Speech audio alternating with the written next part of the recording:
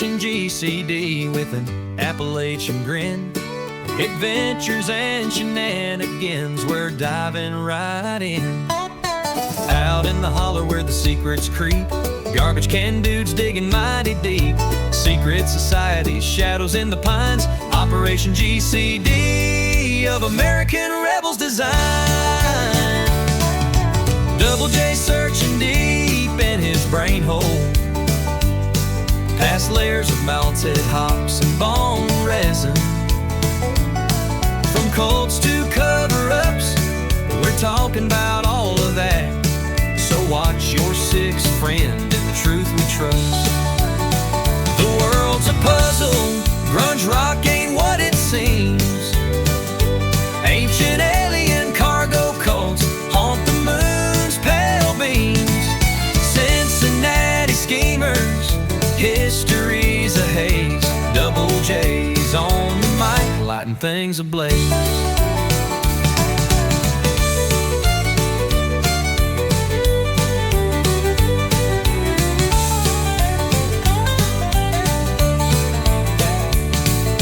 Operation GCD with an Appalachian grin. Adventures and shenanigans, we're diving right in.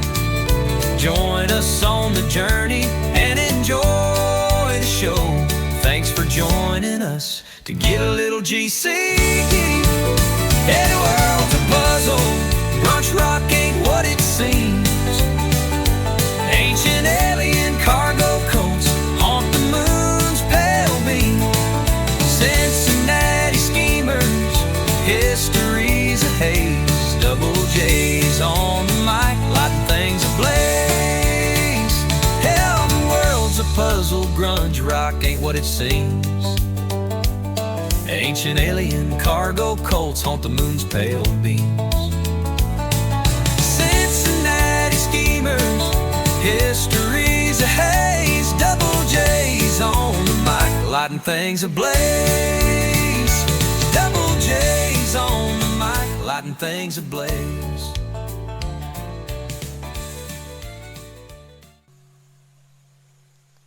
Boom!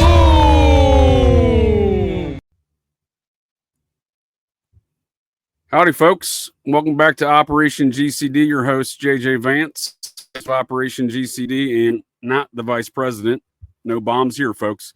Welcome back for a special swap cast here with Julia from Cosmic Peach. How you doing, Julia? Well, looking forward to the conversation. Me too. Thanks so much for joining me for this conversation. It's something that I kind of hinted around about a couple of times the last few shows we did together, and you've been looking into this guy and I've been looking into this guy, and I'm excited to get into the conversation. Well, I'm going to have to tell you first and foremost, ma'am, I appreciate you bringing this to my attention because I had never heard of Randy Kraft.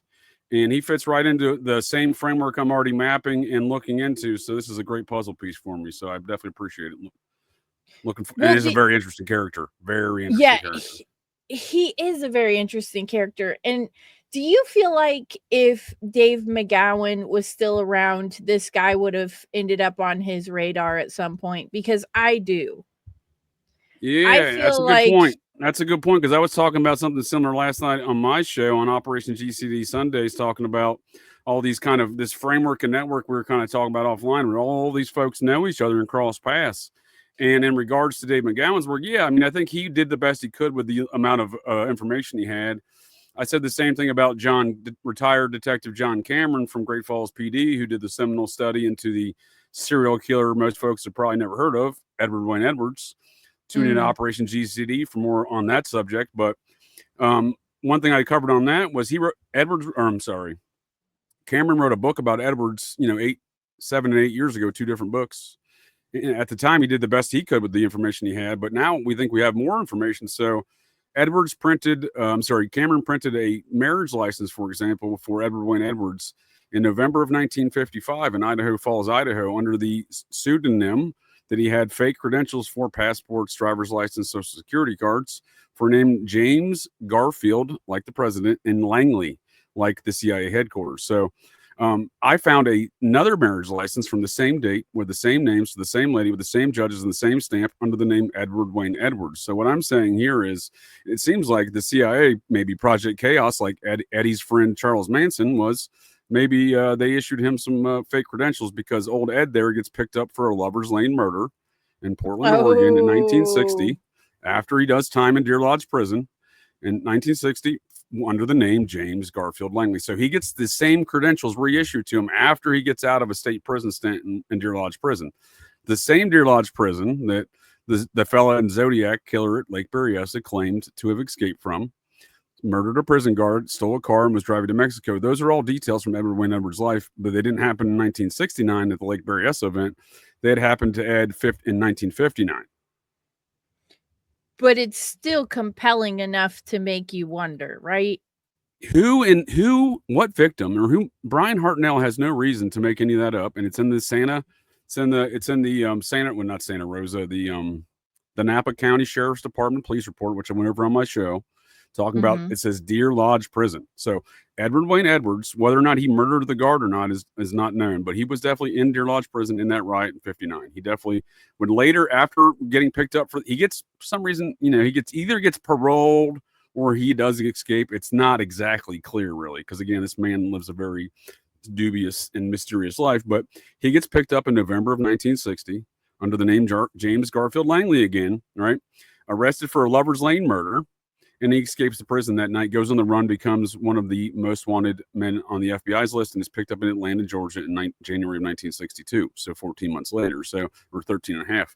So my point there being is, how would anyone know all those intimate details of an event that actually happened in Edward Wayne Edwards' life? And further substantiating John Cameron's claims, and I would agree he's correct in this, that Ed was the guy in the hood that day at Berryessa, and he was I view him more of a Manson 2, Bill Menser style guy, out of Ultimate Evil, right?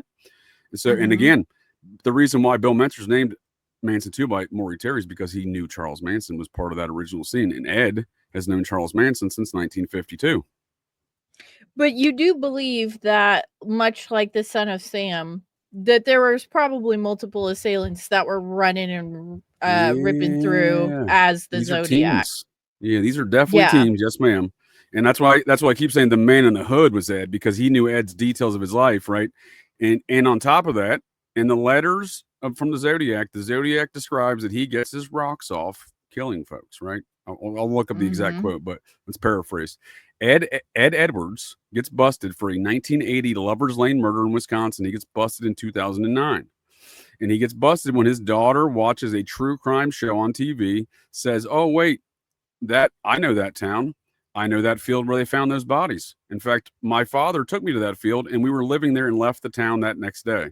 So she calls the Wisconsin authorities and tells them that. Then gives her DNA to compare against DNA left on the victim's genes of the young female in the Lover's Lane murder, right? And that young female had semen on her jeans, not rape, no sexual assault. Semen passed through the assailant's pants onto her jeans, onto her pants. Ooh. So it seems Edward Wayne Edwards did, in fact, get his rocks off strangling this young female. Oh, my God. Yeah. So the evidence, I would say, is mounting that Ed is definitely involved in that team. Oh, he has to be. Right. And again, he and Charles Manson met. They were 21 or 20. I think Ed was 19 and Charles was 18. And they met at the Chillicothe Reformatory in April of 1952. And they were there together for 15 months. Okay. They're besties. And Ed, again, that DNA came back on them genes in 80. He didn't get the death penalty, so he then admitted to another Lover's Lane murder that occurred in Ohio in 1977. And in 1977 in Ohio, there was no death penalty available for those crimes during that period. So then he admits to another murder in 1996 in Ohio, and there he gets the death penalty. And he dies, coincidentally, strangely enough, a couple months before he was to be executed, but 5 days before John Cameron, the man who did the seminal study into Ed Edwards, was supposed to come visit him. Oh, shit. Yeah. So someone didn't want Ed talking, in my opinion. I was just going to say that it's more likely they didn't want him saying a peep. And if you or folks of the interwebs go on and see these interviews that occurred in the spring of 2011 before Ed dies, disregard 2010, I think it is. I think it's 2010. Because he gets arrested. He gets they come get his DNA by warrant in June of 2009. So I think he dies in April of 2010. But nonetheless, you can go on there. He's faking to be an old man in a wheelchair on oxygen. That's all a ruse. That's all a ruse. He did have type 2 diabetes, but that was all a ruse. Like the guards of the prison in Ohio where he ends up dying said that they would wheel him back to his cell and he would just stand up out of his wheelchair and walk in fine. So this is the diabolical nature of Edward Wynne Edwards.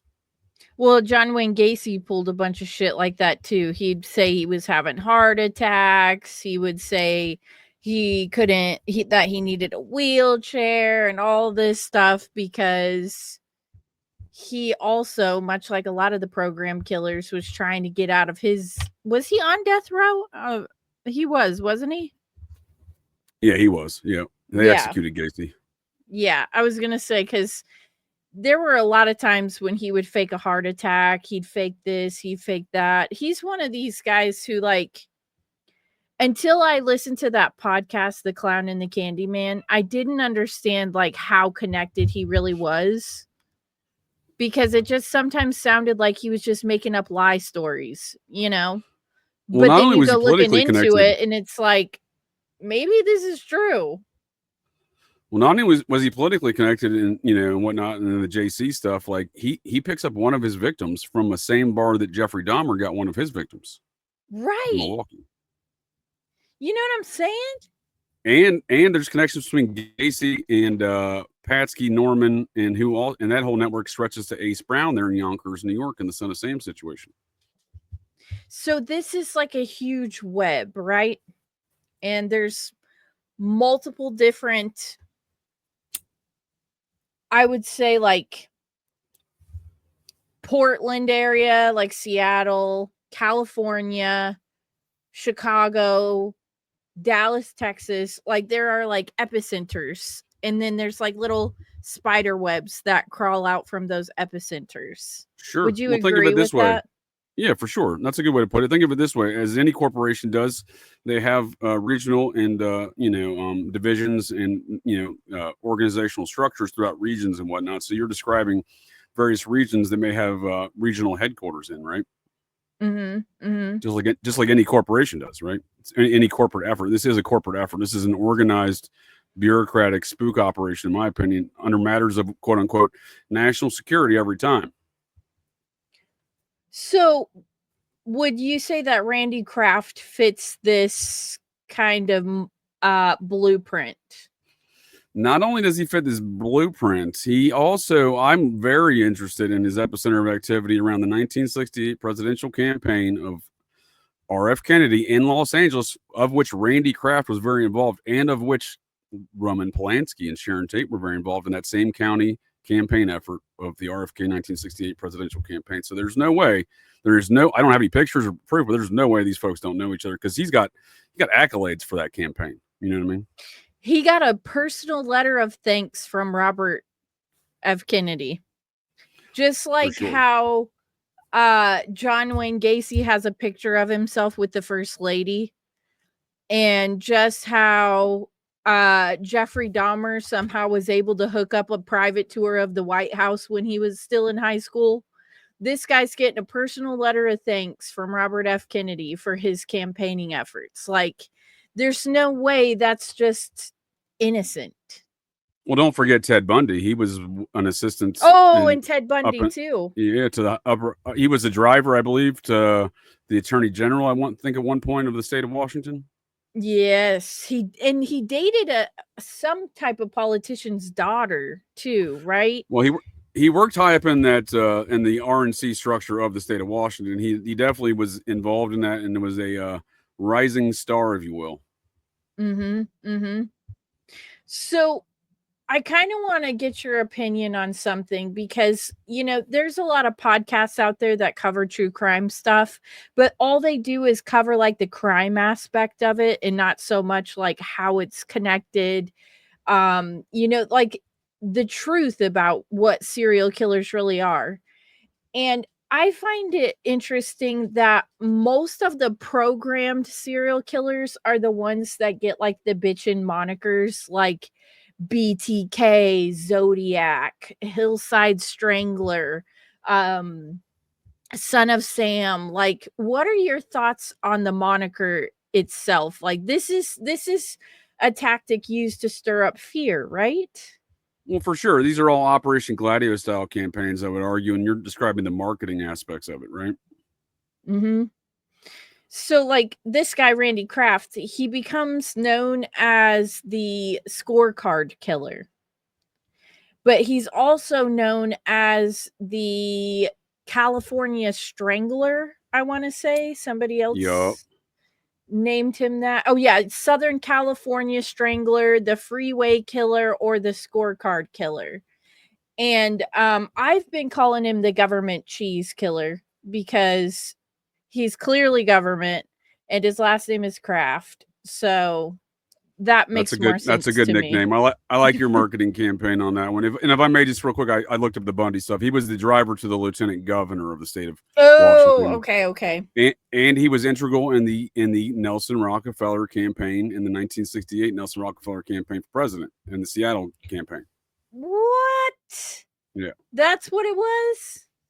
That's Ted Bundy's political connection. So we see what I'm saying there is we see this repeating pattern, right? Not only the marketing and creative nicknames, we see the repeating pattern of these political connections.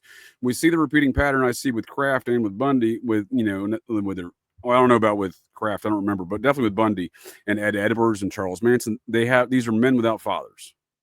Mm-hmm.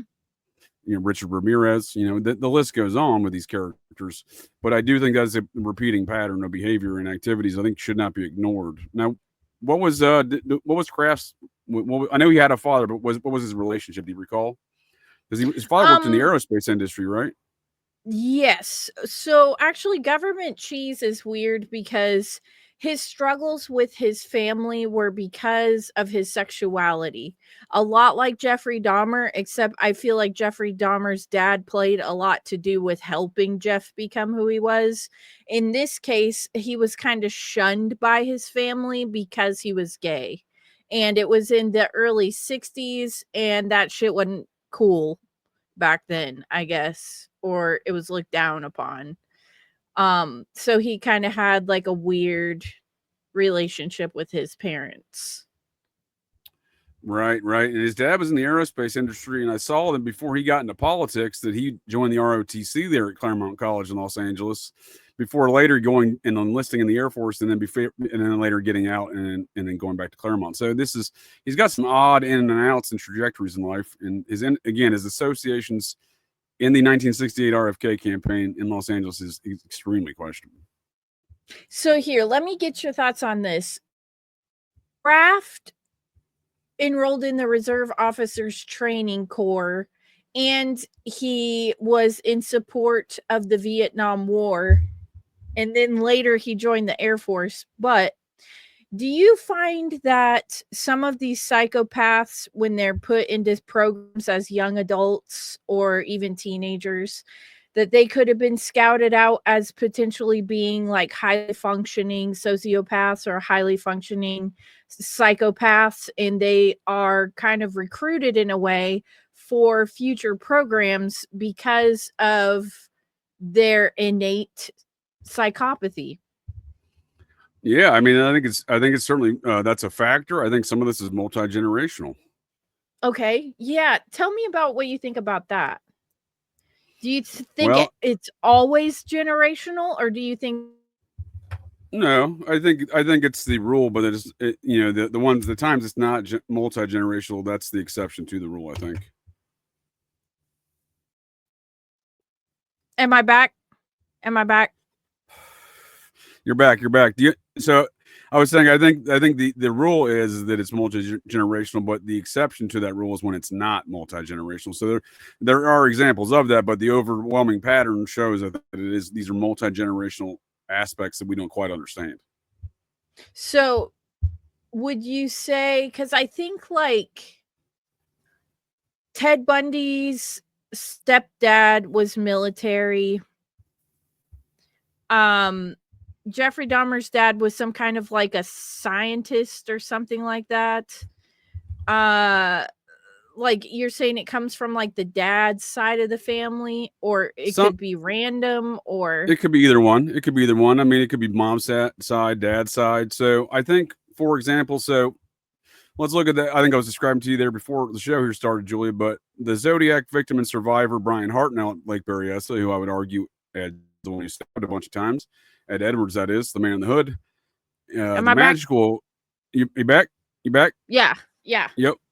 So let's look at. So I think understanding all these crimes, you got to understand not only the criminology of the aspects, environments, the families of the criminals, right? You got to do the same thing with the victims, right? And you got to understand that is, why are they a victim? Is it random? I don't think it is. And again, if you start looking at it in a generational regard, it seems to indicate it's not. So Brian Hartnell gets stabbed a bunch of times by the guy in the seemingly thelemic magical ritual hood, and what it seems like a ritual sacrifice around water, filmed in a snuff capacity by two men who sat on a boat 30 meters away from the victims and watched them scream for 30 minutes. While one of the victims, Brian Hartnell, crawled to the road, and his girlfriend, Cecilia Shepard, would later die in the ambulance on the way to the hospital, but Brian Hartnell would survive despite the very tragic circumstances and a lot of stabbing. So Brian Hartnell, looking at him, his mother was a woman by the name of Walker, was the last name, and her father seems to have been the hereditary member of the Society of Cincinnati, the folks that started America, the secret society, that is, and I would argue still very much runs it. And I would argue there's very much been a factional feud in that society since Aaron Burr murdered the president general of that society, Alexander Hamilton, in 1804. I call them the anti-liberty faction and the liberty faction. That would be Burr on the anti-liberty faction, representing the Crown and the Vatican as background, as backers, and that's demonstrably proven. The things that historians miss on that is they don't claim that Aaron Burr started that coup until after he murdered Alexander Hamilton. And the reason that's said is because no one wants to understand that Alexander Hamilton was the president general of the society at the time. So, and Aaron Burr was a fellow New York chapter society member, but this is a modern day knighthood. It's literally the new incarnation of the Knights Templar. These folks' forefathers were the Knights Templar, and these folks started America. The secret society formed by the original officers of Washington's army in May of 1783. America formed in September of 1783. So there's really not much dispute. So it gets passed down hereditary from the original members. Now, when you get to a situation like Brian Hartnell's maternal grandfather, Walker, there, if he doesn't have any sons, and then it gets passed down through the daughter to the next available paternal lineage, right? So, and if you go back in that lineage, Colonel Walker, the original member there, who the hereditary member appears to have been passed down to Brian Hartnell's maternal grandfather, the original member was a major figure in the society, personal friend of Washington and assistant to General von Steuben. So this is a very integral member within this power structure that the membership's getting passed down through. And I think that might play into a factor in some of these things, because Brian Hartnell's grandfather died in, I think it was November of 1966, when he was 17 years old. So it seems like young 17-year-old Brian Hartnell got himself hereditarily inducted into the secret society that started America just under 3 years before he gets stabbed a bunch of times. That is so crazy. Yeah. That is so crazy. And so we can apply. Go ahead. Well, I was going to say, so it's like we could compare it kind of. Actually, not kind of. We can compare it to like the Laurel Canyon of serial killers and victims, right? Because if you look at the Laurel Canyon, like David Crosby and some of these assholes with Absolutely. They've got family members going all the way back to like signers of the Declaration of Independence, high-ranking Masons. On that note, let's look at the Manson family murders there in Benedict Canyon of that same Laurel Canyon scene, right? From the 60s. You got Abigail Folger. Right, to the Coffee Foundation. And if you go back to the Folgers, Peter Folger was the founder of Nantucket back in the late 1600s. Peter Folger's the grandfather of Benjamin Franklin. Benjamin Franklin's mother's the daughter of Peter Folger. So and Marilyn Monroe's father, again, people want to dispute these things. I've looked pretty well into it to come to a conclusion here, because she does seem to have Monroe heritage through her mother's family, even though she would later choose the name Monroe as this as the pseudonym, right? It seems to be that might be why. But my point being is DNA has proven that she's a Gifford. Her father was a Gifford, Charles Gifford. Charles Gifford's mother was a Franklin. I'm sorry, maternal grandmother was a Franklin. Marilyn Monroe's sixth great grandfather was Benjamin Franklin. I'm sorry, sixth great uncle. Sixth great uncle. I knew it. You was gonna drop a freaking bomb like that. Look at this. So as a result of that, speaking of the Laurel Canyon scene, we got Marilyn Monroe, who's the Church of Satan's dedicated, the Bible's dedicated her, one of the parties, right? And she's cousins, Folger cousins with Abigail Folger. And it gets worse than that. Because if you look at John Markham, the process church attorney who plays a lot of things later in life, but notably in 2002, he's helping Leslie Van Houten get out of prison, right? The Manson girl from the La Bianca murders, right? And if you look at who takes over Jay Sebring, the victim at the Tate Polanski home in the Manson murders, the man who takes over his enterprise, inherits it after his murder, is a man by the name of Jim Markham. He is Markham cousins with the process church attorney, John Markham. My God. Right. So it's not just the killers, it's the victims too. And it gets worse. You're spot on. It gets worse. Sharon Tate's father, U.S. Army and Intelligence Colonel Paul Tate. His second great grandfather was Lieutenant Jesse Tate from the Virginia chapter of the Society of Cincinnati. It seems like he was a hereditary member, right? And he had no sons. And Sharon Tate was pregnant with 8.5 months pregnant with her son, which would have been the hereditary member to receive membership in the society from Paul Tate. So wild. So I think what we're looking at is what you're saying, these elite families, right? And these disputes that they have. And we're told the peasant's tale, if you will, of, these parapolitical storylines. Like, you guys deal with these factors and chew on this for a while when they're really just doing their secret society family bullshit feuds, right? Well, do you believe, JJ, your personal opinion, are you scared of serial killers? Like, do you think that there are real live, just random psychopaths out there that just want to fucking just murder people? Or do you think that a lot of the hype and a lot of the sensationalism behind it is mostly programmed? That's a great question, Julia. And in fact, I'm not an expert in anything, but I have met a couple of these characters. I know a few of what you're talking about. I would say they're all programmed. You would say, okay. Yeah. And I'll give you a great example, and I'll tie it back into the process and the RFK murder for you. So I met a fella back in 2001, face to face, about 18 inches away through a thin layer of plexiglass, a cannibalistic, psychopathic, kid diddling, homicidal serial killer by the name of Nathaniel Bar Jonah, right? He had attempted to murder, eat, and he raped and attempted to murder and eat 5 young kids in Massachusetts. The judge that let him out was the same judge that let Teddy Kennedy walk in the Chappaquiddick situation. He was the special prosecutor on that case. He was later a judge, but he was a special prosecutor on that case, right? So in Chappaquiddick, the victim in Chappaquiddick happened to be RFK's chief campaign staffer from the 1968 presidential campaign, a woman that had a lot of details. And it just so happens old Teddy Kennedy, 6 months prior to the Chappaquiddick situation, happened to be meeting with the Cambridge mayor in the process church in the Cambridge location of the process church. That's documented. Fuck off. Yep.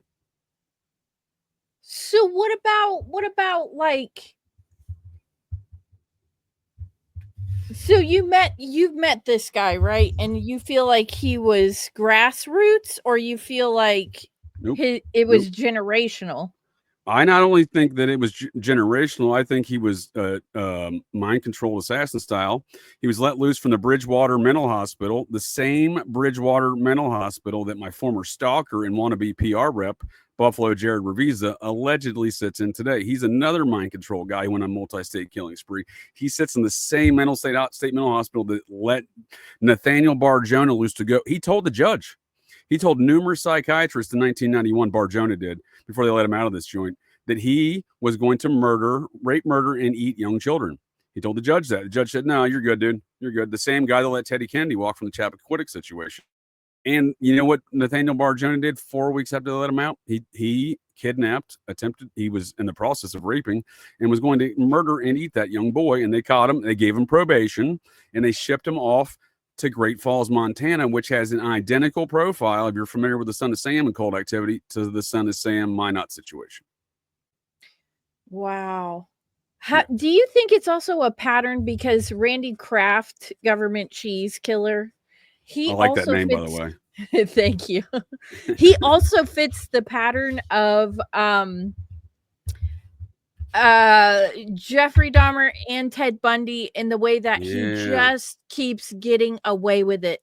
Like, they will have caught him multiple times, like pretty much in the act, and he still will either get a slap on the wrist or he'll get probation. Randy Kraft got away with murdering young men and boys for a decade and got caught several times and got let right back out on the street. JJ, that cannot be a coincidence. That's a pattern. No, you're spot on. That's a pattern. So Nathaniel Barjona in 1977 in Massachusetts, he got arrested. This is what put him in. They threw him in prison for 20 years. He got transferred to that mental institution, right? But he did 14 years, I think, in there before they let him out. But he in 1977, he's arrested raping. They catch him in the act of raping an 8-year-old boy in his car, and there's another 8-year-old boy that he already raped half dead in the trunk. And he got probation for that. He got probation when he repeated that act in 1991. Oh my God. Yeah. Well, here's the deal. That same judge that they let him off in 91 and gave him probation and let him out of that mental institution is the same prosecutor that let Teddy Kennedy walk on the Chappaquiddick situation, right? Decades prior. And the way I look at it is process people are going to process. Mm-hmm. Mm-hmm. You know what I mean? And you were in the military, right? Allegedly. No, I'm kidding. I did 20 years in the Air Force military police. Okay.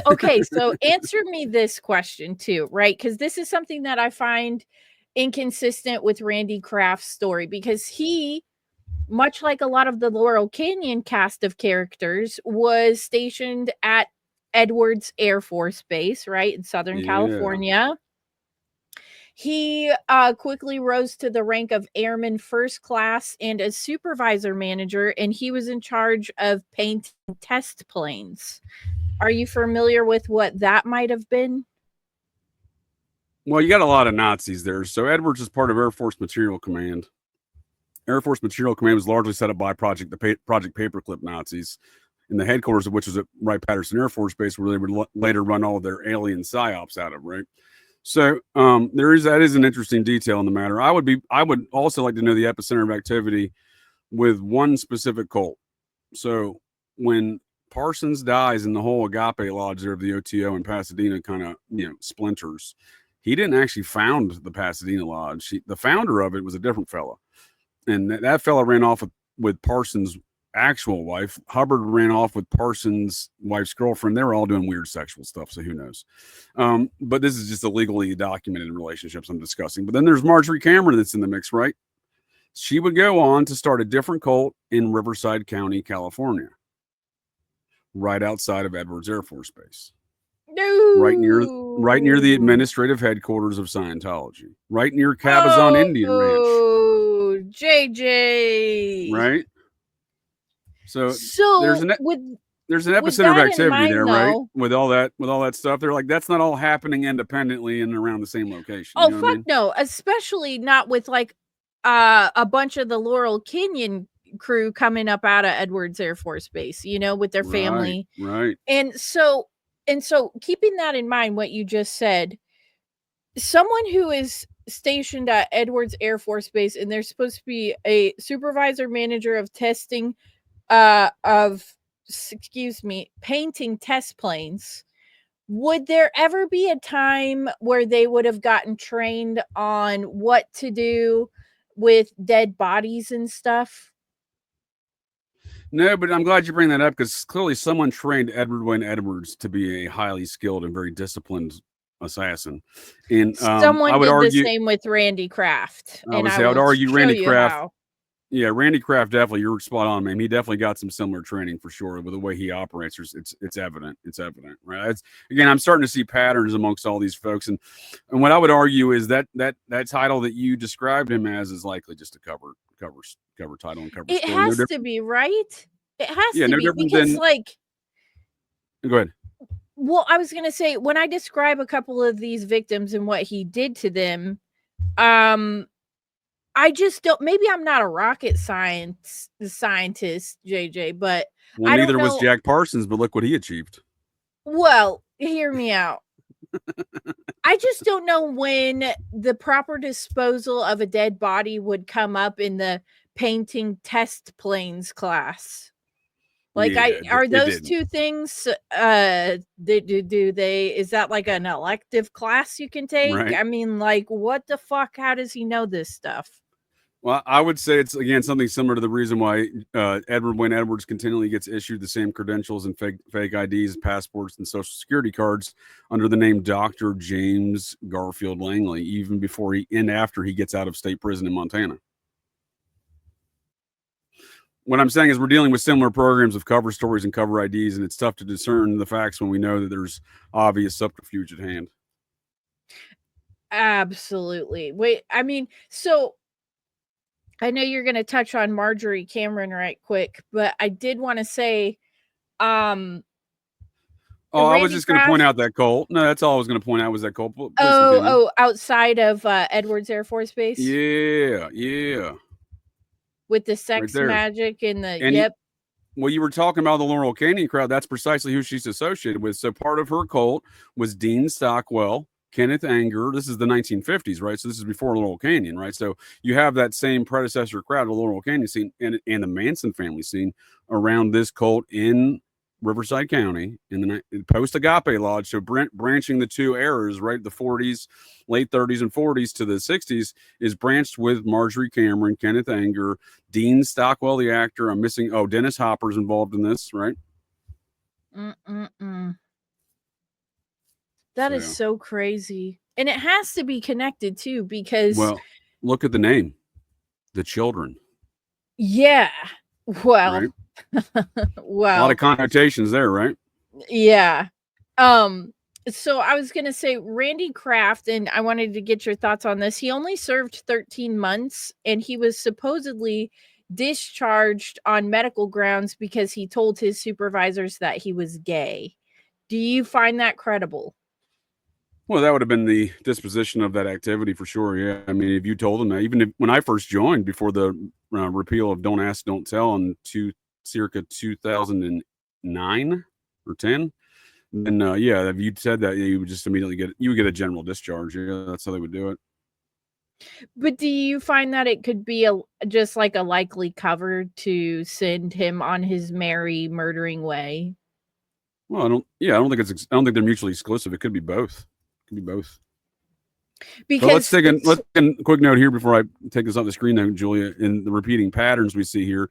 So while in Mexico, and this is the 50s, Marjorie Cameron began doing blood rituals in the hopes of communicating with Parsons. And then you'll see when she heard the unidentified flying object had allegedly been seen over Washington, D.C. Capitol building, she considered a response to Parsons' death. So this is what I mean by these people are all doing thelemic rituals, blood rituals, and they're also ancient alien cargo cults. Yeah, they are. Oh my God. So, maybe he was dismissed because he was gay. I actually think it's a cover. I think but that's what I'm saying. It's both, right? It's a convenient way to shitcode it because he is obviously an ardent homosexual and a sadomasochist at that. Mm-hmm. And what makes it interesting to me is because Government Cheese was said to be a brilliant genius, that he had a high IQ. That's his name, man. That's I love it. No, that's going to be the title. I'm going to put that in the title: Mind Control Murders in Government Cheese. Yes. So he was said to have like this super high IQ, and after his time in the military, he immediately found employ with an aerospace program.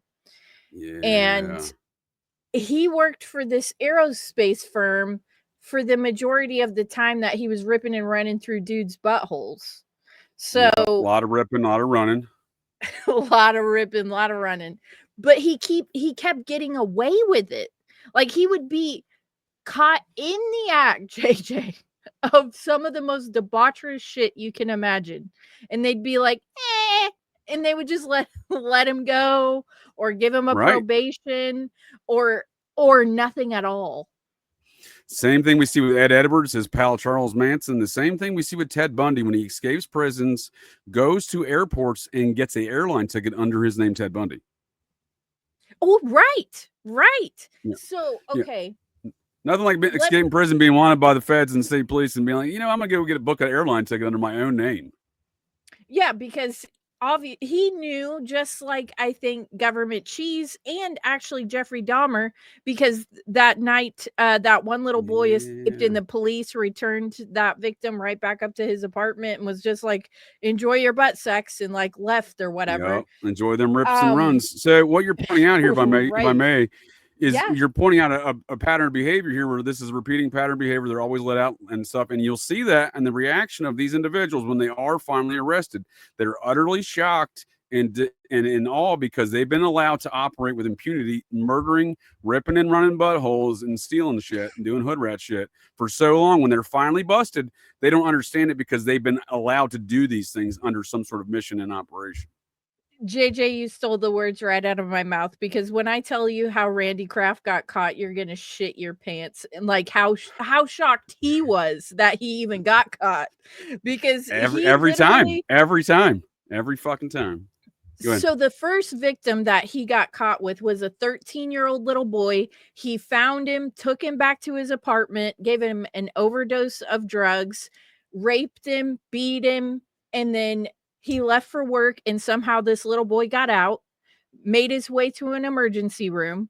He told the police where to go to the apartment. This little boy had to get his stomach pumped. He had to get all types of medical treatment. And the little boy was like, yes, this man drugged me and raped me and beat me.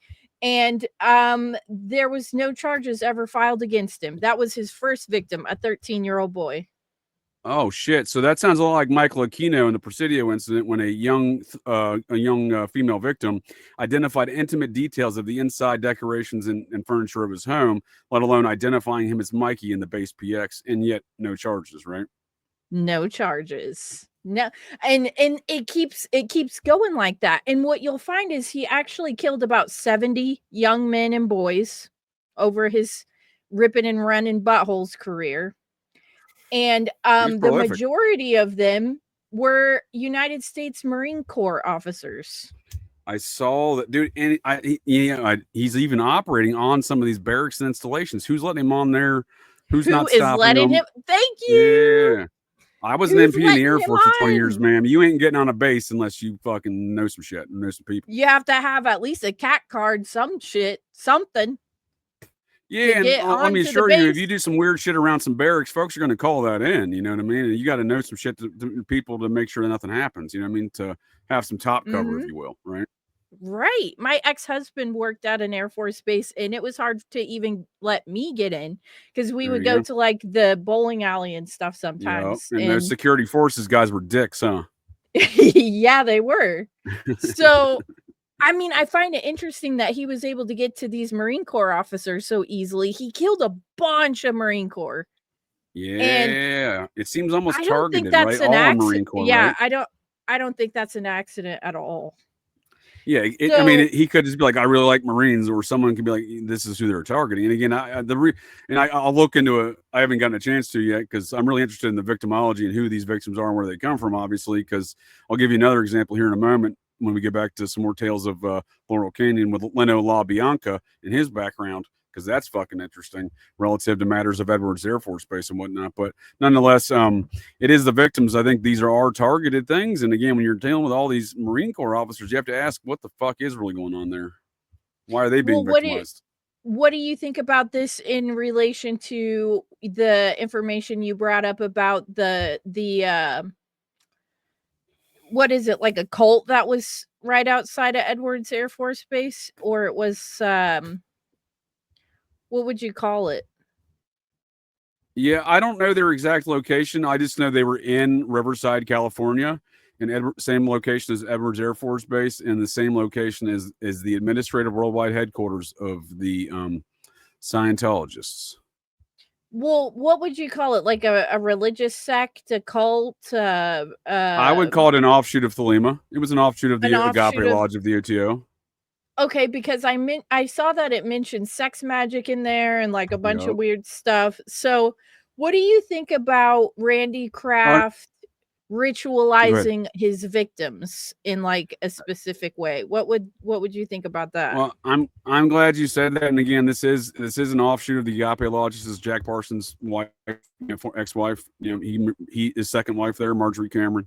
So, and you can see here even in writings from Gerald York here from Wicca folks, right?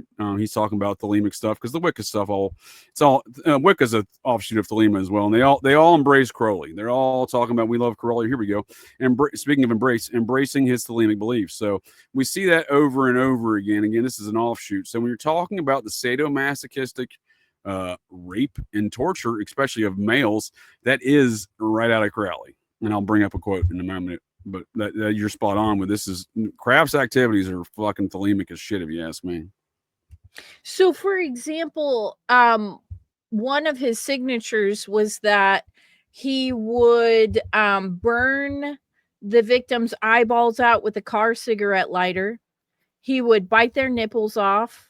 He would shove ballpoint pens down their penis holes, and he would cut, and he would literally cut. He'd rip and run their buttholes, right? Rip and run some buttholes. But he would rape them, obviously, in the beehole, and then he would cut their penis and ball bag off, and then he would shove a sock up the beehole. That's how he ended up getting caught. Is his signature was a sock up the beehole. Yeah. So what do you sock think up the beehole routine? Heard that before. What do you think about that? I actually have not heard that before, but I have heard the.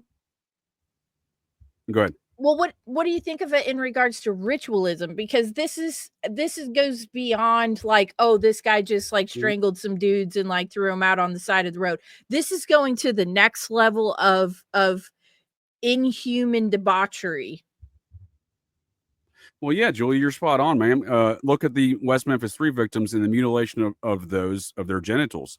So, and again, we look back at the statements of Aleister Crowley and these people who adhere to them. And Aleister Crowley believed there were 3 forms of sex magic: autoerotic, heterosexual, and homosexual. He claimed that by performing specific sexual rituals for different things is how I take it, right? He claimed that by performing specific sexual rituals, including sadomasochistic sex rituals on young boys, one could achieve financial gains and personal success.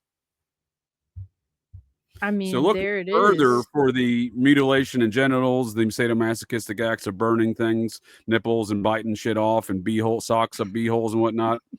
Look no further than the motivations of the people of the religion they claim, right? It has to be, because it's like there are a lot of things that make me think that this is very similar to Ted Bundy and to Jeffrey Dahmer, because Jeffrey Dahmer did a lot of weird stuff with the genitals. He did a lot of weird stuff about like hacking and slashing and eating and cannibalizing and like keeping parts for later. And, Ted Bundy was a necrophile and he was doing a bunch of weird stuff like this. And it's like, why it's like they go beyond just killing the person. They're like shoving socks up beeholes. They're cutting penis and ball bag off. They're burning people's eyes out. Like, what is this, JJ? Well, it's the whole hog effect, as I explain it, ma'am. It's the they're going to get the most utility out of the situation. So not only is it ritual human sacrifice, following seemingly the words of Crowley there, and not only is it probably hits in many of these instances, it's also causes chaos and terror, processed church style, in accordance with Eric Trist Tavistock's Social Turbulence paper from 1963, which seems to indicate precisely the outline and framework of what the process does. And Trist, in the process, invaded America at the same time. And back to Laurel Canyon, Eric Trist, the founder of Tavistock and writer of the Social Turbulence, the philosophy of causing chaos and terror on a society in which to mold it, would then go to UCLA. His son would become the manager and music publishing company president of the Grateful Dead. And I would argue this goes in line with Bill Colby's folks and his machinations of Operation Gladio to achieve the same goals. And we look at folks like Michael Aquino, who was a Colby queer. That's what it's working title. All of Colby's people, I'm calling them Colby queers, not because of their sexual natures, even though that may be the case, but because they're strange and unusual, and we have a hard time explaining these matters in our day and age and relating to whatever the fuck's going on, because these people have made it intentionally strange and unusual and hard to explain. But if Dave McGowan was alive today, he claimed that Bill Colby brought Project Phoenix home, and that was the serial killers.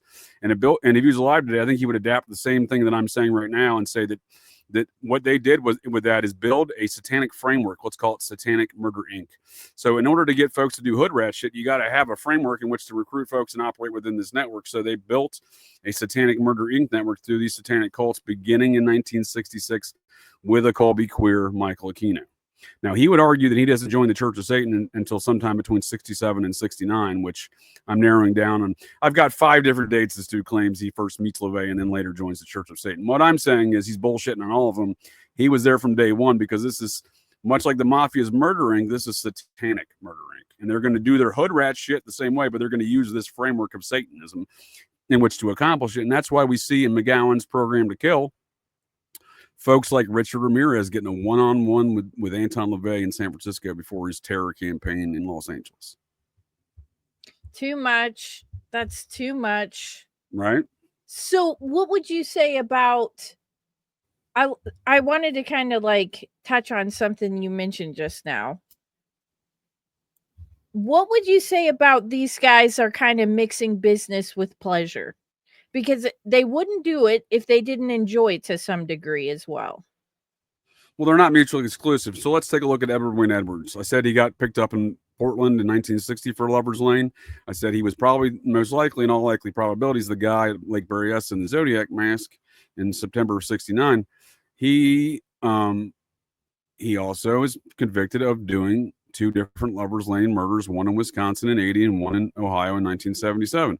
So what I'm saying is Ed doesn't have to murder folks in Lover's Lanes. It's not that what you're saying is they're not mutually exclusive. They're not business and pleasure. He mixes both. So that's what I mean by the whole hog effect. And it is a bit. So not only is it the whole hog effect, economically speaking, ritually speaking, they're going to achieve whatever they can personally speaking. So Ed didn't know his father. He was the product of a one night stand in the backseat of a car. And his mother went to prison immediately thereafter, and he had a lot of issues with this. He was identified of being a psychopath at the age of 13, and the root of his psychopathy was this issue with his parents and this Lover's Lane situation in the back of a car. So look how Ed achieves all of his murders in life, the overwhelming majority, it seems, a lot of them. He targets his victims, but then targets them to do them in a chaos terror event and a ritualistic human sacrifice, but chooses to do that in a Lover's Lane because that seeks that achieves his personal ends, right? Does that make sense?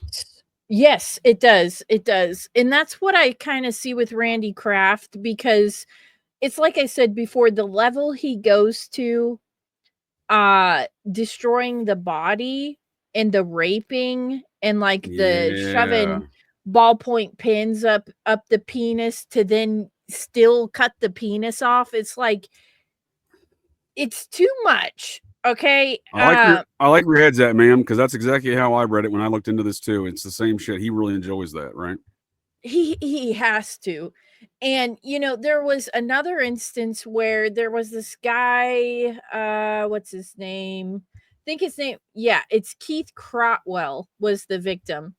And even though the police literally caught him in the act, he had taken this boy and drove around with him, and then the next day they found his body in a jetty close to where he was last seen, and he had been decapitated. He had a sock in the beehole. He had all the markers.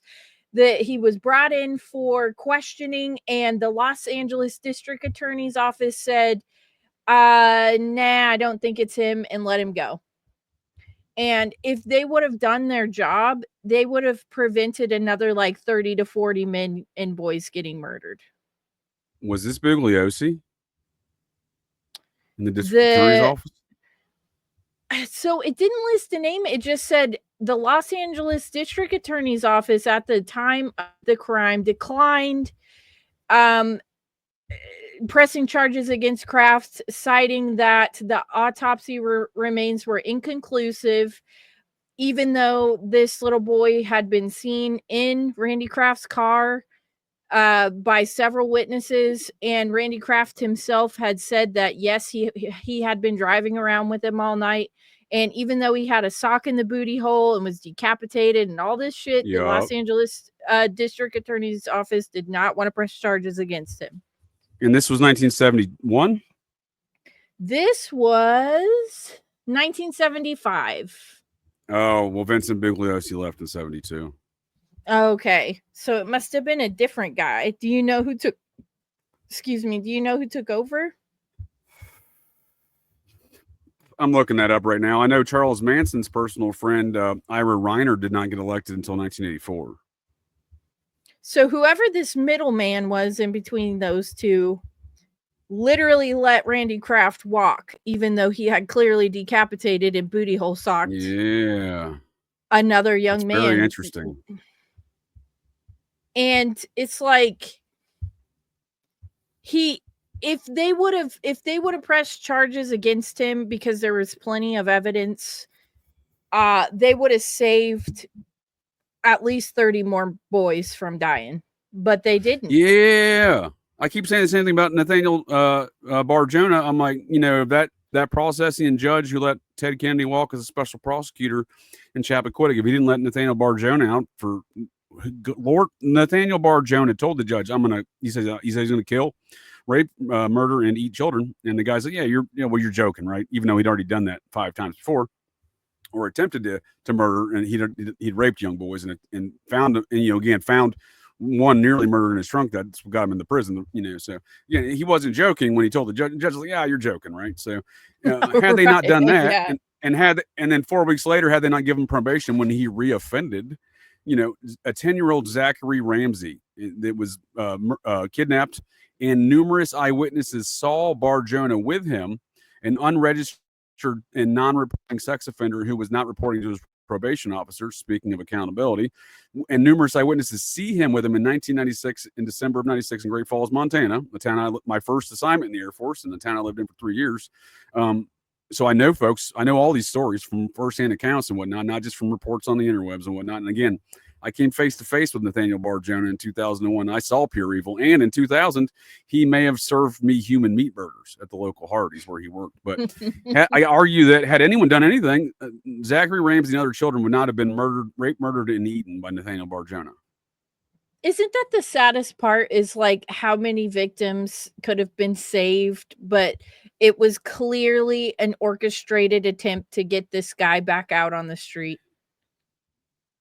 I say the same thing, ma'am, and they always claim matters of national security, like Aquino, like the Finders, and so on and so forth, of matters we've never even heard of because they've deemed it matters of national security. Well, something else you might find interesting is that Government Cheese kept a scorecard book, which is why he became known as the scorecard killer. But he detailed 70 victims on his scorecard that he murdered, raped, and put socks in their beeholes. And he also had photographs, not Polaroids, photographs of all of his victims. And they couldn't find where he was getting his photographs developed.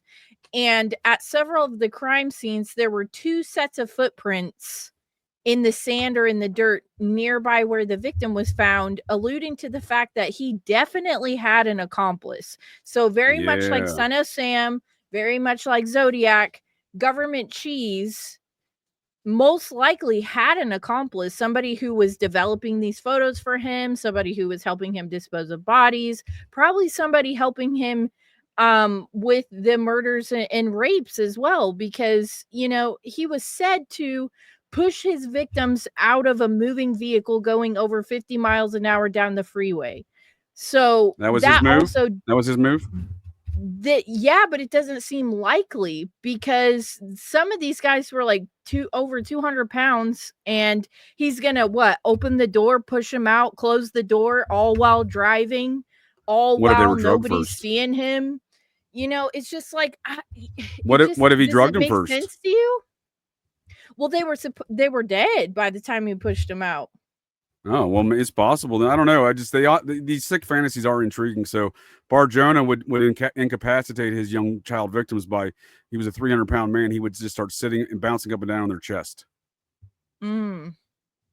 So everything you just described about the details of Randy Kraft, his mode of operations and profile, all apply to Nathaniel Bar-Jonah's activities in Great Falls, Montana from 1996 to 2000. Well, I'm finding that there are a lot of these guys that fit this exact mold that are almost kind of like obscure in a way, because until I mentioned this guy to you, you had never heard about him. But right, and until I mentioned Nathaniel Bar-Jonah to you, had you heard of him? I had never heard of him. And that's what I'm saying. So we both are now presenting two different examples. We both have done a lot. What I'm getting at, ma'am, is we both done a lot of studying mind control assassins and serial killers and all these sick bastards we're describing here. And we both now have presented two examples from both ends where we hadn't heard of these folks, right? But we're all seeing the same pattern still regardless. So then it also causes me to wonder how many more of these folks have we not identified these same patterns of that aren't household names, like the ones we've already identified, or, like the scorecard killer who I had never heard of, and I'm going to call him the Hardy's cannibal, whom you had never heard of. Right, we have government cheese and Hardy's cannibal. I'm sorry, my bad. Yeah, government cheese and Hardy's cannibal. I mean, it's just they're two peas in a pod, and like no, seriously, yeah. They have so much in common, and like with government cheese, not only is he getting onto Marine bases, he's getting onto like El Toro Marine Air Base. He's getting onto, like, I could go on and on, JJ. There's literally, he was just ripping and running through the Marine Corps. Nobody's noticing. Like, these guys are just turning up dead with socks in their beeholes, and like nobody's putting two and two together. 70 dead bodies later. And didn't he dump some of them on some of these military installations? Yes. Yeah. I'm saying, so like, that causes a jurisdictional situation where now the military police are now ignoring it too. Yes.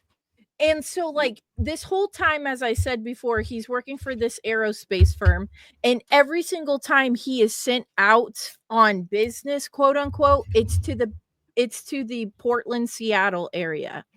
And when he goes on business, quote unquote, 5 to 10 more victims show up on the side of the road with socks in their beeholes and their penis and ball bags sliced off. And he literally raped, murdered, and dismembered young men and boys from California all the way to Portland, all the way to Seattle. And he did this, like I said, for a decade, and just nobody noticed. That seems unlikely as fuck to me. But I mean, yes, let me give you two follow-up points here real quick. So in regards to not only government cheese and his dad, well, Nathaniel Bar-Jonah's family his father and mother lived in Great Falls, Montana, despite being from, near the Boston suburbs of Massachusetts.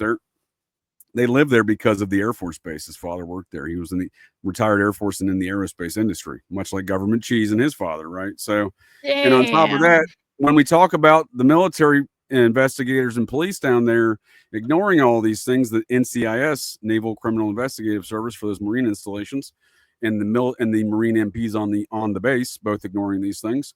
When we look at this circumstance and compare it to other, again, establishing patterns, I have seen the Air Force Office of Special Investigations report on the murder, the quote unquote suicide of John Carr, to state that I know it exists, and I know they forewent any jurisdiction on the matter and allowed the local sheriff's department to investigate it, despite being on proprietary jurisdiction on the Air Force base. Damn, JJ. So they wrote a report on it, but then they looked the other way. Of course. They all that's what they do. That's like their modus operandi. That's how they work. And since I told that story about the Air Force, and I don't want to, because that's the whole Son of Sam community, that's a wild bunch. But I don't have a copy of the report. I went to grad school in Washington, D.C. when I was stationed there. And I went to grad school with an Air Force Office of Special Investigations. They're one of their chief enlisted people at their headquarters there in D.C. He was my classmate for 18 months. And he always wanted to be my friend, so he's always bringing me in different reports, every week. When we would come in for a weekly class, right? To get, like 4 hours every Thursday. It was a fucking hell of a schedule. 4 hours every Thursday night. So from like 6 p.m. to 10 p.m. It was shitty, but nonetheless, he would bring me in all these different reports over those 18. After about 6 months, when me just tell him to go fuck off because the guy was a tool. And anyway.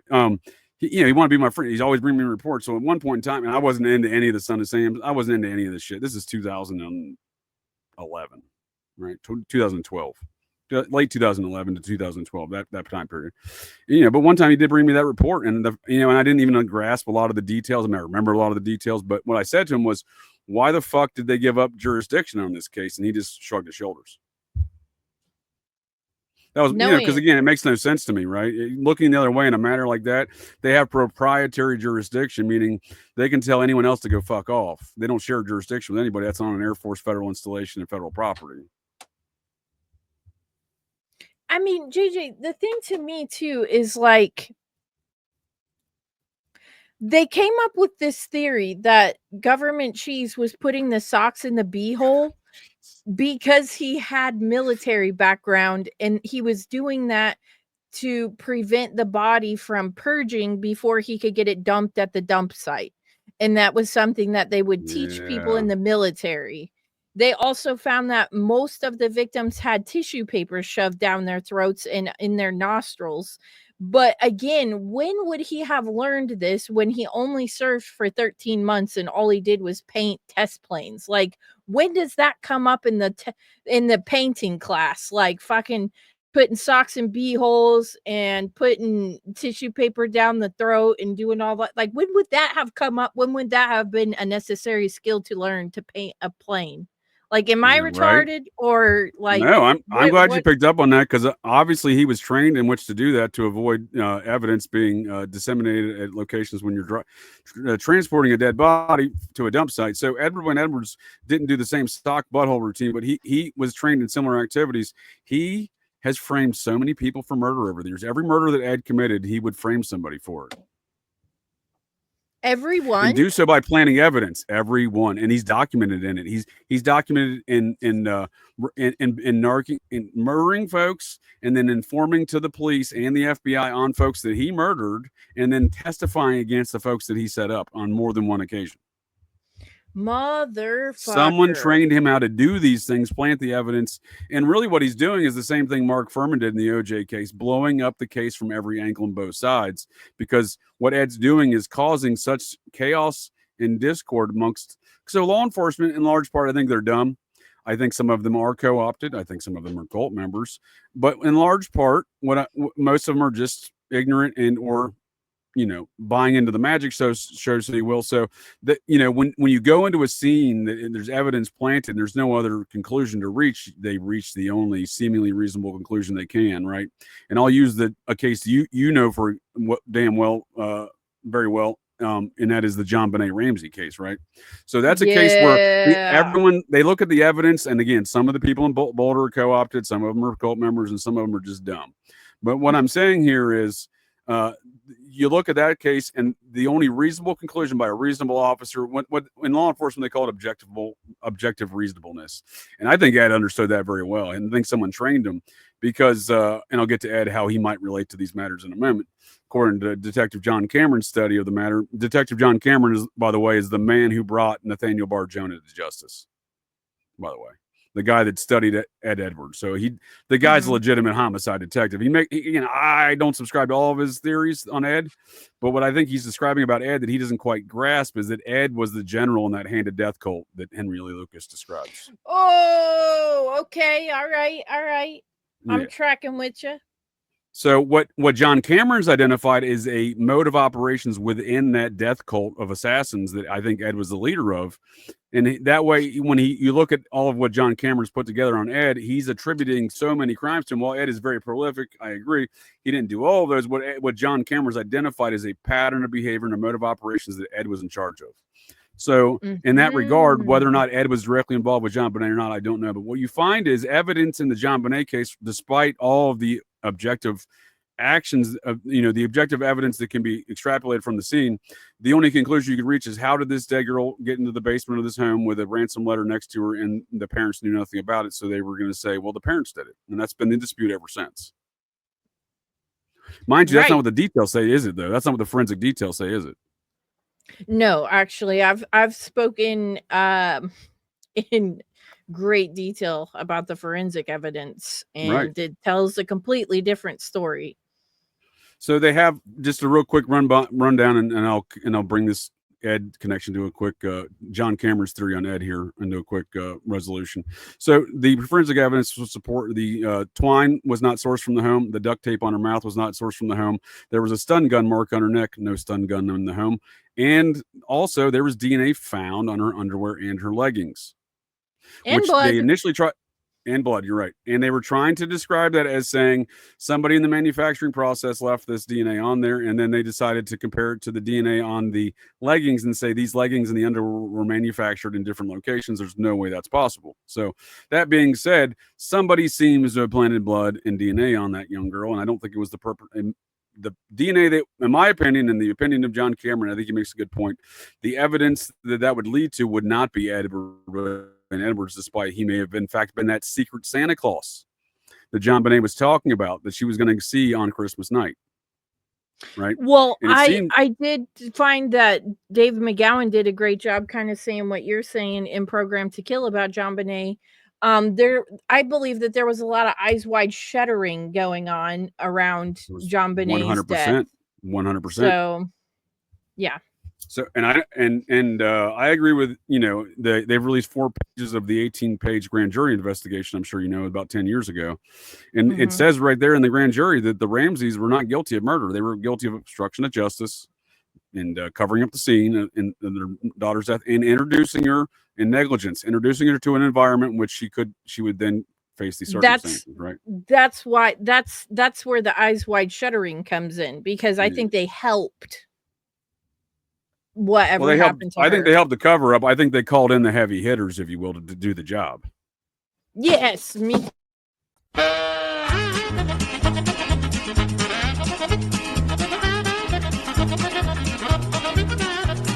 Are you trying to kill me? What are you so angry about? All I wanted to do was follow the guy. Did you see a crime being committed? Did you see a crime being committed? If we follow him, we will see a crime being committed. You are a patrol special. You don't go looking for a crime. If you happen to see a crime being committed, then you can take action. Otherwise, your job is to service those people who are stupid enough to hire you to protect them. Now, if I'm gonna get killed on this job, it's gonna be by bullet, not by bus.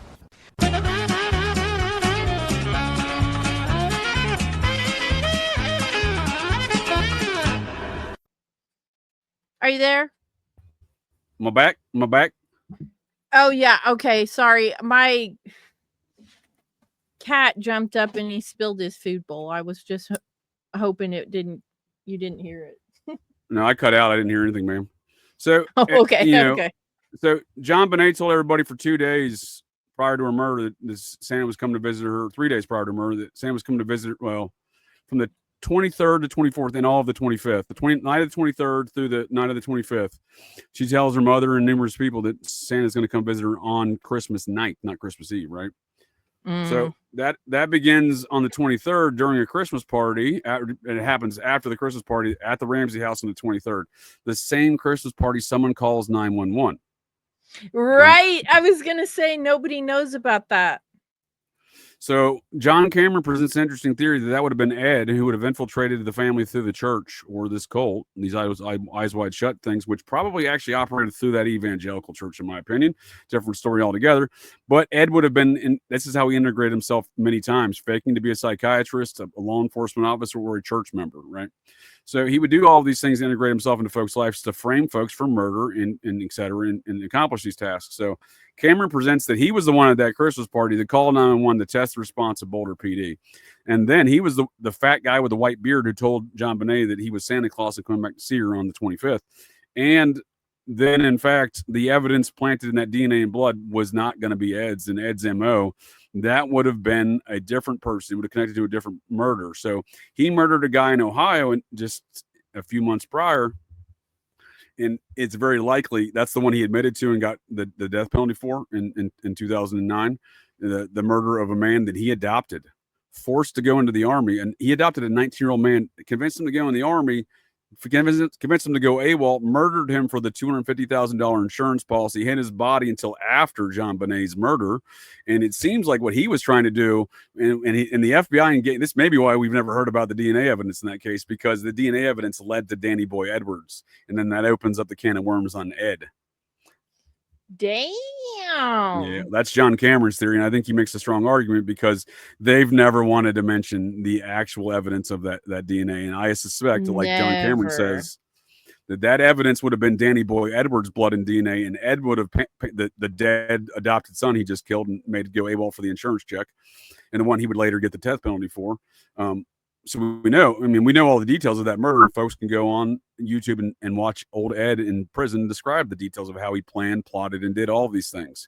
He moved to a town in Ohio and did this from day one, plotting out this whole situation for 2 years. This is how diabolical he was. He would charter private aircrafts. He would fly all around America. This dude never stopped murdering, but I think he never stopped organizing murdering through this hand of death cult network that I think he was the general of. Wow. Yeah. And you know how there was always a question with the ransom note in the Ramsey case? How did they know John Ramsey's exact bonus in that ransom note? And why would you leave a ransom note for a kidnapping next to a dead body, right? Because again, this confuses everybody, right? This is Ed's MO. No one's going to have any idea what's going on when you put a dead body in a basement with a ransom note, right? That's going to confuse everybody. None of it makes sense. You're only going to look at the parents because that's the only logical conclusion any objectively reasonable party can make, despite what the evidence says, right? Because then how else would anyone get in the house? There's so many other questions. But what I'm saying here is these were all Ed diabolically planned all of his murders for a long period of time. But the knowledge of that bonus, well, Ed's son worked for the Denver office of Lockheed Martin, the same Lockheed Martin that purchased John Ramsey's business in 1991, Access Graphics. Wow. So Ed could have worked through. I'm not saying his son was complicit. I'm saying Ed could have worked the same way Ed worked in life through his son to get that information. This is a total new theory, I guess, if you will, for me, because I obviously have covered JohnBenet ad nauseum, and I never could put a name to the person who was probably responsible for it, but I always said it had to be some eyes wide shuttering going on for sure, and the parents were complicit in the cover-up. For sure. Well, I don't want to get too far off Kraft, but let's just do a quick comparison. So Manson 2, Bill Mentzer, Cocaine Bob's buddy from the Roy Raiden murder, who got indicted with the head of the Medellin cartel in America, Karen Greenberger. No one talks about that. They were all indicted together. Bob was an unindicted co-conspirator. He pled the fifth, thanks to Robert Shapiro, OJ's attorney. If you look at that whole situation regarding, how Bill Mentzer's story breaks down, according to Berkowitz, he's brought in as the heavy hitter, Manson 2 in Ultimate Evil, to take care of the snuff film and Stacy Moskowitz. I argue Ed served the same purpose coming in for the Zodiac and that snuff film. So if we look at how these heavy hitters kind of operate under this hand of death style kind of operation that I assert Ed was in charge of, when we start seeing this pattern of operations, these eyes wide shut parties or these cult cells in different cities call in the heavy hitters when they want to get something done. And Ed was never, according to Ed's children, he was never home on Christmas throughout his entire life, right? And when did JohnBenet die? On Christmas. So Ed was known for the Christmas ritual homicides. Oh, that's crazy. Damn. So if you were an eyes wide shut cell of these cults, right? If you were an eyes wide shut cell of these cults and you wanted to call on your Christmas heavy hitter, that is Ed. And Ed's got his whole situations seemingly all over the business. So I guess now I have a name then for this anomalous person that I keep referring to in all my JohnBenet episodes. I knew it had to be someone, and it obviously the parents were complicit in the cover up, but I, until this moment, didn't have that name. Yeah. Well, let me share with you in the Cosmic Peach audience a little bit more on Edward Wayne Edwards, but they can check out some more stuff on Operation GCD for further. But when I say he knew Charles Manson in 52, when I say that he operated in a very similar Project Chaos CIA situation, by Ed's own admission, he gets the identity of James Garfield Langley in November of 1955 in Key West, Florida. So I said, well, what's going on in November of 1955 in Key West, Florida? Well, it just so happens the CIA is plotting the overthrow of the Batista regime, and there's photographs literally with Fidel Castro there at the same time in Key West with the CIA in November of 1955. So, and again, Ed gets that same James Garfield ID after he goes to prison in Deer Lodge, Montana, and then later gets picked up under that ID. And he also gets married under that ID in 1955. And I have two different marriage licenses here for that activity. So that's his Edward Wayne Edwards one. And that's a recent discovery by me. John Cameron printed this in his book. So I don't think what I'm saying is, 10 years ago when John Cameron did his study, he didn't have access to some shit that got released recently. So, but we can prove here that once again, that Edward Wayne Edwards is getting this fake, seemingly CIA cover name and credentials and time after time, getting picked up and released in escaping places, folks looking the other way. So what I'm saying, it seems like we're looking at a circumstance here regarding characters such as Charles Manson and Edward Wayne Edwards and this whole kind of hand of death thing that seems very much orchestrated by some matters of national security, if you will. Mm-hmm. Well, I actually don't have too much more to add about Government Cheese. I did want to tell you how he got caught. I keep forgetting his name's Government Cheese. I love that name too. I want to tell you how he got caught, and I actually want to go over some other killers that I came across that were functioning during this same time that I think you might find interesting, that are in connection maybe with Randy. Well, I'm definitely going to find them interesting because I think they probably all work for Ed. Right. That's why that's what made me think of it. I think that this is part of that. Government Cheese himself could have been part of this cult, but he didn't get caught. I don't see how he's not. Looking at his profile, I don't see how he fits the mold, right? Same. So, sock in the butthole and everything, right? You know what I mean? I'm saying what I mean by that is he's not leaving evidence anywhere. I think he's the first guy I've heard of the sock in the butthole routine. But what I'm saying is he's not leaving any evidence. Someone trained him to do that. Somebody had to have, and it's like you said, they almost get shocked when they're caught because they've been doing it so long. So he started in what I say in the 60s, right? He started in 1972, and he wasn't caught until 1983.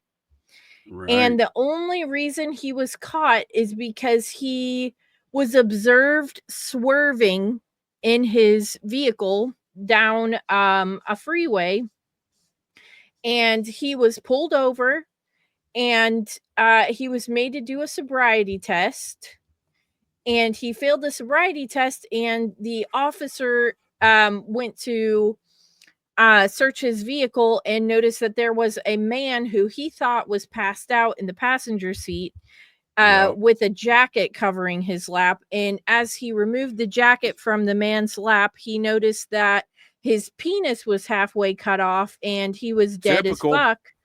Yeah. Typical.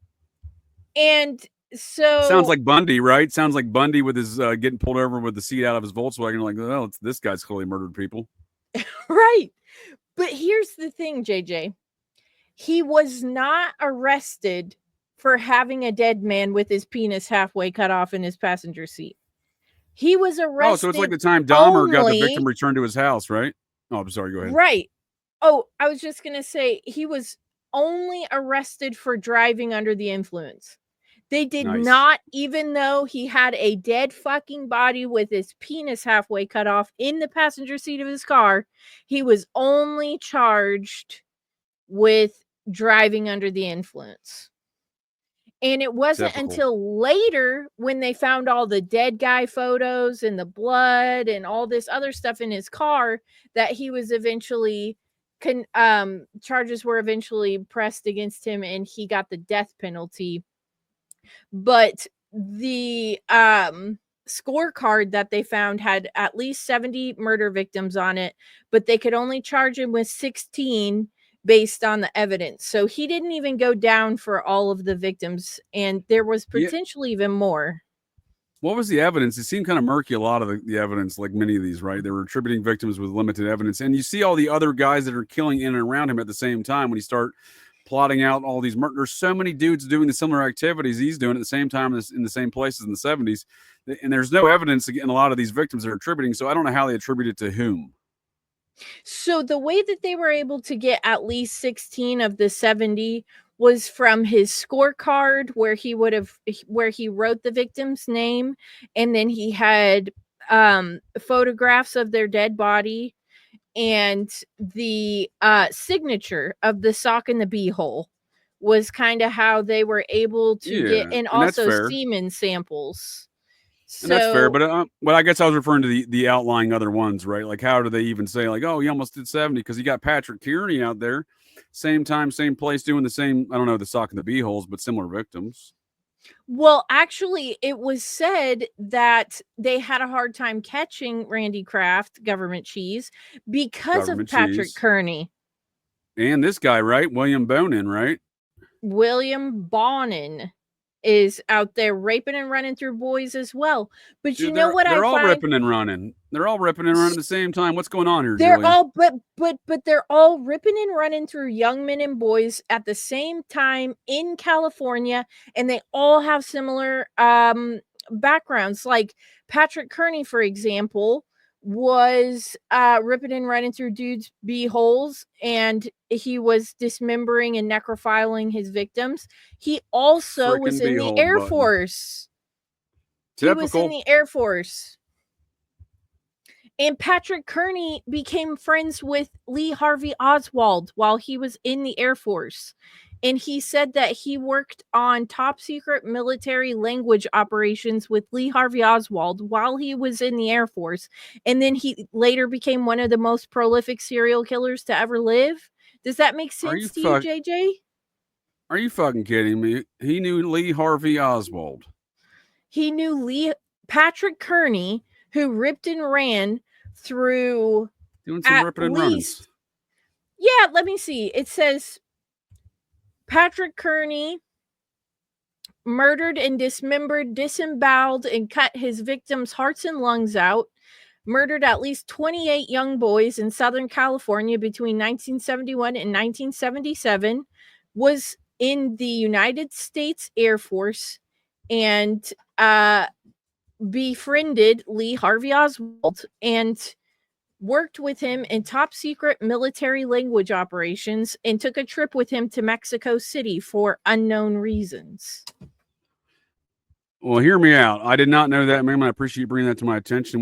Here's what I want. That's a lot of details there, ma'am. So that can be my as you see, my brain hole is currently being blown here because that's a major factor. I keep drawing a lot. So I've been drawing a lot of these circles around a lot of these characters, and a lot of things go back to, as I point out from Tricky Dick saying in the Watergate tapes, the Bay of Pigs thing. So that's fucking interesting. But if I may point out, I'll definitely be getting back to you on that note as well in the future when I look into that subject more. But this guy, there are connections there. But if I may, one thing I saw between him and Kraft, and to me, it also relates, in my opinion, to the incidents and activities around the death of JohnBenet Ramsey. And it goes back to that thuggy cult you and I have discussed before, relative to the 4-Pi movement and their alleged, the 4-Pi offshoot of the process, and their alleged ritual venerations or incorporations of philosophies, theologies, and rituals of the thuggy cult, Kali worshipping Shingon Buddhists, right? Shingon Buddhists. It seems to be the elements of that 4-Pi movement who did Aztec-style murders, eating hearts and shit. So we see that going on here, but with the thuggy aspects, we see this garrote, this torture and device with the ropes and stuff. The same thing we see these guys do with Kearney, the same thing we see Kraft do, government cheese, and the same thing we see JohnBenet with that twine was victim to. And William Bonin, the other murderer you mentioned. If you click on him, you'll find that William Bonin also used a garrote, also is raping and running through little boys' buttholes. And Patrick Kearney, Government Cheese, and William Bonin were all called the Freeway Strangler. All three of them were called the Freeway Strangler. So it's so they're all doing it together, right? Right, but it's just like Son of Sam and Zodiac. It's like it's not one fucking guy. The Freeway Killer is William Bonin and Patrick Kearney and Government Cheese. They were all ripping and running through little boys' beeholes during I'll be honest same with you. time. I'll be honest with you. Government Cheese has been ripping and running some buttholes long before Randy Kraft, but I do like the nickname. Literally, Government Cheese being not good for your butthole, ripping and running. Literal government cheese. There was something else I wanted to mention to you about Patrick Kearney, though, to see if you find this absolutely crazy. So the way that he's, necrophiling his victims and doing this weird stuff, it's very ritualistic. And he's friends with Lee Harvey Oswald, worked with him in military language school and military language operations. And he gets an honorable discharge from the military, moves to Long Beach, California, and he purchases a yellow Volkswagen Beetle that he uses to pick up his victims in, just like Ted Bundy.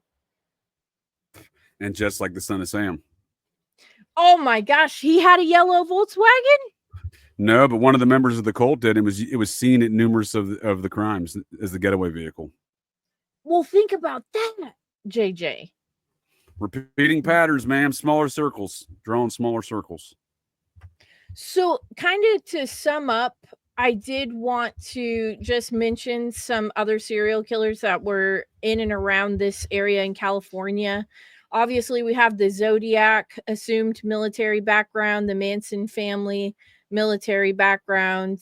But then there's Joseph James D'Angelo, also known as the Golden State Killer or the East Area Rapist. And there's also no way had that wasn't a team background. No way that wasn't a team. Sorry, didn't mean to interject, but there's no way it's the same pattern, right? Yes. What do you think about Lonnie David Franklin Jr., also known as the Grim Sleeper? He was active in South Los Angeles. Oh, yeah. Did you cut out? Sorry. Where was I at when you cut out? I don't know. I was having connectivity issues. You said James Joseph D'Angelo, and I was just pointing out that's another pattern. That's definitely a team. Oh, definitely. The next one I said was Lonnie David Franklin Jr., also known as the Grim Sleeper. He was active in South Los Angeles in 1985, also military background. Have you heard of him? No, but I mean, we're talking Charles Manson's friend being the personal friend being, and at one point in time, a defense attorney for Leslie Krenwinkel during the trials in 1970, the Manson family trials. Ira Reiner got elected district attorney of Los Angeles from 84 to 92, and he prosecuted the Night Stalker, McMartin. He let Bob Cocaine Evans walk on the murder of Roy Radin, but prosecuted the number one member of the Colombian drug cartel, the Medellin cartel that is in America, Karen Greenberger, and he prosecuted Manson too, Bill Menser. You don't think they knew each other? If he's personal friends with Charles Manson in 1969, 1970, you don't think he knew Menser too, who was a bodyguard and boyfriend allegedly of Mama Cass, and they were all members of the process, right? You don't think these people know each other? They definitely know each other. So who's this guy? Because Ira Reiner he did a lot of weird things as district attorney. He went by the Grim Sleeper. His name was Lonnie David Franklin Jr. He had a military background, and he was raping and running through women in 1985. Oh. And he's a black fella, huh? Yeah. Well, the next one on my list was Richard Ramirez. Hold on. If I may real quick on this fella. So there's Tiny Lentini, and his interview tapes have been stolen from the Son of Sam archives of Ed Sanders at Princeton University. I'm sorry, the archives of Ed Sanders at Princeton University. Someone stole the 4 hours, I believe it was, of audio interviews with Tiny Lentini. He was a 1% biker leader who was allegedly a present for the murder and ritual murder of Eton Patz there in Westchester County, New York. And he was allegedly deep into this process movement, right? So he tells the stories of there was a joint effort within the black outlaw motorcycle gangs that were also members of the cult to do the same Son of Sam style shootings in New York City and allegedly there was these things that just never got reported on within the black communities. There was somebody doing the same activities. Really? Yeah, and somebody, I would argue, part of this ongoing process, church cover-up movement, these ongoing enterprises, they still. I've been to Princeton and I've talked to the librarian. Someone stole those tapes. Interesting. Yeah. Well, this motherfucker is dead, so we'll never know from him. So he gets busted in what year? He's from Stuttgart, huh? That's interesting because was it Dahmer or one of those other dudes was over there in Stuttgart in the 70s? Dahmer. Yeah. Yep, Dahmer. So he gets busted in what, 19? Holy shit! They got a number of names listed for multiple. Yeah. When does he get busted? Looks like 1987.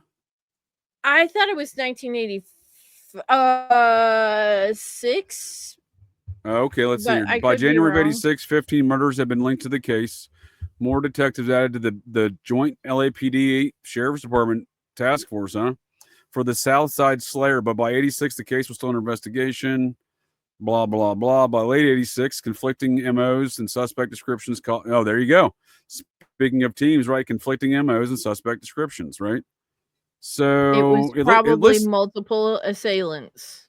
Well, yeah, look, it lists 1, 2, 3, 4, 5 black dudes on this team. Like I just said about the Son of Sam situation, they had a similar team of situations going on in the black community, according to Tiny Lentini, who was in the cult and part, high up apparently. And again, he got into the cult by being the security, much like we see with folks like Victor Thorne out there in the Manson family situation, a man who's still alive today and very rich and powerful. And he was the head of, I always want to call it Satan Slaves, it's Gypsy Jokers. He was the head of the Gypsy Jokers, a similar character to Tiny Lentini, right? Very similar character. And Tiny Lentini would later do multiple stints in prison for raping his own children and child pornography, but he's dead now. So nonetheless, Victor Thorne's still alive. Whether or not he's still involved in hood rat shit activities of outlaw biker gangs and these Satanist cult activities, I couldn't tell you.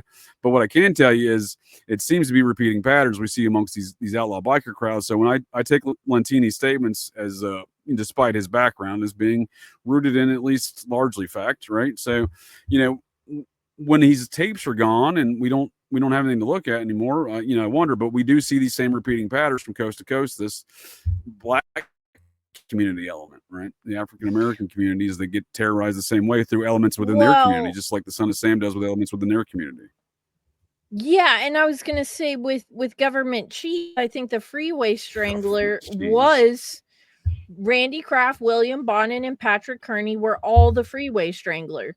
Just like the Hillside Strangler was multiple people. Yep. And they're all multiple peoples. We're living under a false pretense to assume otherwise. The exception to the rule might be an individual, but the rule is they're a team, an organized team and effort. And it's the FBI and John Douglas who sold us this false narrative of the lone only going to kill blondes and only going to do them at 12 o'clock midnight and only going to do them with 7 strikes to the chest and, very specific patterns. And all that's bullshit. All that's while there are similar patterns of behavior and modes of operations, they're not as strict as John Douglas wants to convince folks of. And the idea of these perpetration of these ideas is the same thing we see later in the Lanning report, where there are no Satanists murdering people anywhere. Pay no attention to your senses. Your eyes and ears have deceived you, as Michael Aquino will tell you, Mr. Satanic Murder Inc. himself, as I would allege. Mm-hmm. Well, and so that guy that I mentioned earlier as being part of the Government Cheese crew, he was Air Force. He was Air Force too, just like Randy Kraft and Patrick Kearney. William Bonnet served in the Air Force and is suspected of 21 plus murders of little boys who he raped and tortured, just like Patrick Kearney and just like Government Cheese. And all 3 of them came from the Air Force. You mean to tell me this fellow with the pedophile stash and the weird haircut, looking like he's got that 5 head going with it? What I mean by the weird haircut, you can see his file 5 head is very prominent.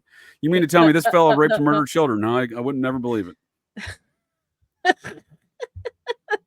I mean, look at the guy. You know, he's got the Petter. You see what I'm talking about? It's got that Petter ridged 5 head with the brow thing. He's got the Petter mustache, right? I mean, again, I'm obviously painting some broad strokes here, but there is a certain physiognomy that seems to repeat amongst patterns with these folks. Well, you remember in Program to Kill, Leonard Lake and Charles, whatever the fuck his last name was, Ing. They were also ripping and running around this same time in the 80s. Ripping and running. A lot of ripping and running in that era, right? What about Samuel Little? He was supposed to have confessed to killing 93 people in California. Yeah, they got him for a few in Ohio too, I think. Yeah, I think there was some in Ohio actually. But so that's actually the end of my presentation, but think about what I just said. Like all of these serial killers, William Bonin, Patrick Kearney, Government Cheese, Richard Ramirez, the Hillside Stranglers, Leonard Lake, and Charles Ing, you know, Lonnie David Franklin Jr., Joseph James D'Angelo. I mean, the Charles Manson, the Zodiac Killer, they're all coming out of California. And they're all ripping and running during or close to the same time frames. What's up with this? I'm saying it even seems more organized when you realize that they're all being shipped there. They're all being shipped there through military jobs, right, through aerospace and stuff like that, right? Mm-hmm. But another one that I did not mention in that list that I want to talk to you about at a later time is the dating game killer. Also came from Southern California and was ripping and running during this same time. And he knew Polanski. So if I may suggest, ma'am, let's do a 70s TV game show serial killer show. We'll do Alcala, the 2 times Eddie Edward when Edwards was on the To Tell the Truth, and I forget the other one he was on. I got the To Tell the Truth when I can't recall the other show he was on, but he was on 2, and it was 1972 and 1973, I think. And then Alcala's what, 77 on the dating game? Mm-hmm. Mm-hmm. There was another one though. There was a fourth one. Was there another dating game one, or was there another game show? I can't think of a serial killer from right now. It's a different game show, and I'd actually have to Google it, but I think this is a really good idea because I find it fascinating how these things are not more known. Think of the logistics, right? How are they getting on the show? How did Edward Wayne Edwards travel? How did he travel the country getting on over 1,000 TV and radio shows promoting a book that he was metamorphosized as a criminal, meanwhile murdering folks on this national tour the entire time? That's what I said. I assure you, ma'am, I ran logistics and current operations for the Air Force. I took a 3-year hiatus from being a military police in the Air Force, and I was working at headquarters in DC, literally managing the logistics for current operations in the Air Force, and in a bunker in deep below the surface there, if you will, as I call it, my 2.5 year stint in the hole. And I went back. It was so bad I volunteered to go back in the military police and go to war. So I found that more favorable circumstances for me at the time. But nonetheless, it is these logistics that I'm often concerned about, because as a war planner in the Air Force who managed current operations, logistically speaking, there's a lot. I see the machinations behind a lot of these projects, and I understand what goes into it. You know what I mean? And you are spot on. There is a deep logistics to getting on not only a game show, but the machinations of reissuing credentials to Edward Wayne Edwards, the machinations of getting law enforcement offices around the country to look the other way. 100. Yeah. I actually have another show I got to jump on here in a minute, but we got a plan for that one too, because it's just like with Government Cheese. There's too much there. Government cheese, man. Fucking government There's cheese. too much there for it to be a coincidence. And I actually want to thank you for indulging me this afternoon, because when I discovered this guy, I was like, why the fuck am I just finding out about this asshole? Well, I felt the same way when you presented them to me, so I definitely appreciate your time, ma'am, in the conversation and blowing up my brain hole with these topics. And again, drawing a lot of small circles around a lot of these activities across a wide spectrum of time, geographical distance, and a lot of what I would call Satanic Murder Inc. And if you want to still impacting our society today. Let me introduce you to nonetheless of Buffalo Jared Revisa, the guy that my former stalker who wanted to be my PR rep. And I'm pretty sure he wanted to murder me and wear my skin as a human coat.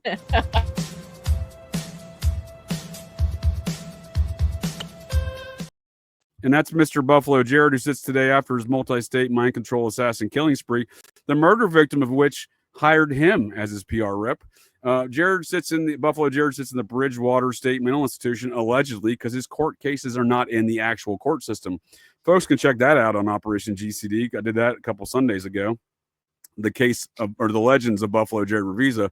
But that image you just saw was months before that campaign of murder. And he's wearing a strangely smiley face, chaos symbol, I would argue, of the Neo process, of the Nirvana logo. Damn.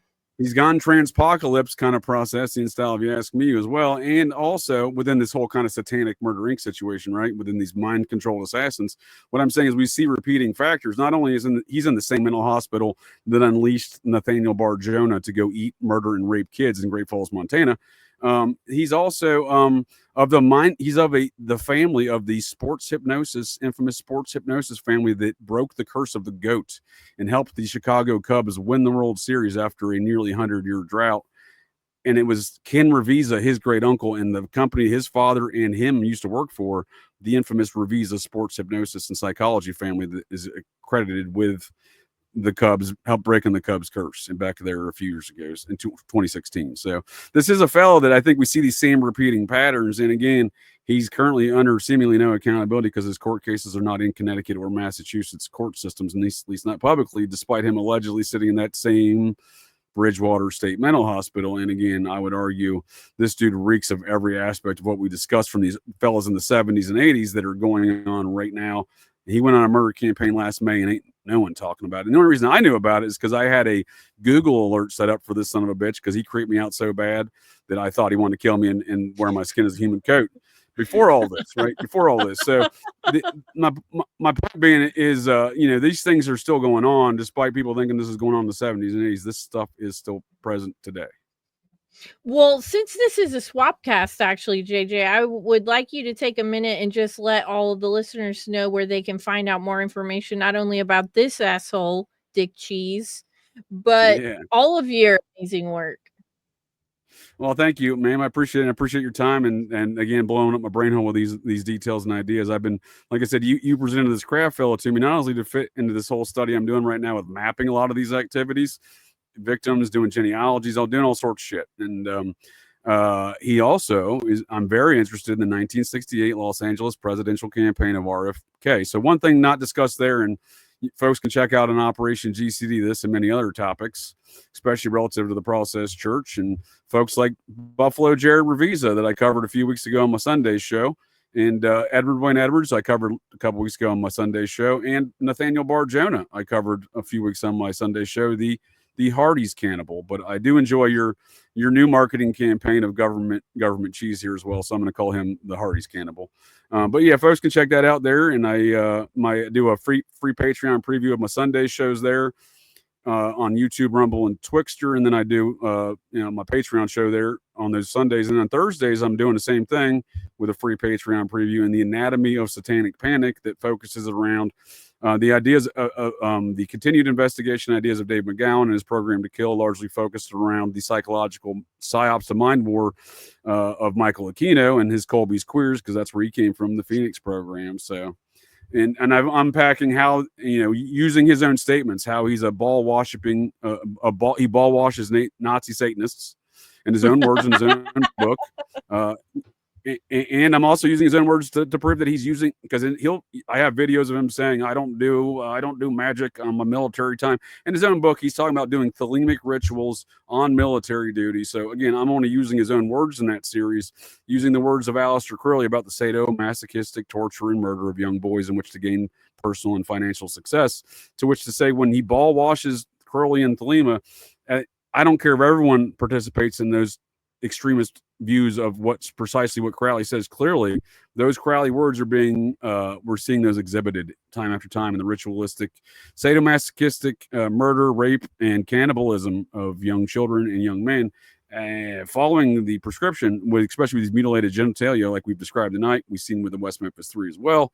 This is repeated time after time. So I'm not only unpacking some of the more, I'm not going over the high profile murders in that series. What I'm started off doing is just unpacking the psychological operations focused around Aquino, his activities in the Presidio, and then spawning off from there on different tracks of how we see these replicating patterns of behavior time after time, over and over, in these same precise psyops to mind more that we get today. When I unpacked last week a documentary from 2023 in an interview given by the filmmakers called Satan Wants You, and they are literally, and I compared and contrast that to Aquino's own statements from his book, his email communications with Dave McGowan back in 2001 on these topics, which are hilarious, and we see the same pattern of behavior from Aquino in 2001 to Aquino in 2020 to these folks in 2023, and it's the same statements, the same ignorance of all of these things, and the same perpetration of the same propaganda. So folks can check out that series there. And then